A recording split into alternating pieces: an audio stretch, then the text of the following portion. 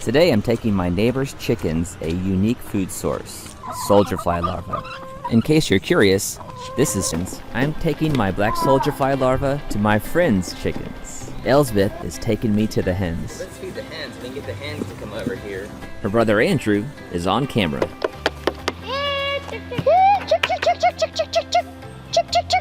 Can you get him to come over here? I don't know. Maybe if I start dumping out maggots, they'll come.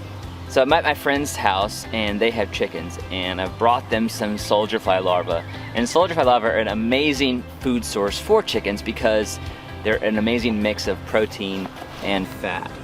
So I've turned my kitchen scraps into a food source for these chickens, and let's see how they like it. Oh, here they come. Now Els has got a bird.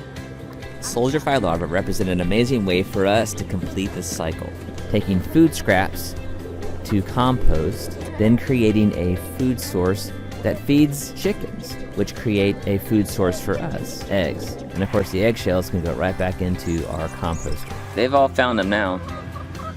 That one was a golden black one.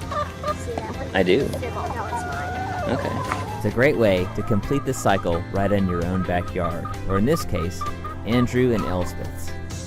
Andrew, I've got a special bin in my backyard, and I put my food scraps in there. The flies come in, lay their eggs, they turn into larvae, and then they eat my food scraps, and they get big and fat, and then I capture them and feed them to your chickens. What do you think about that?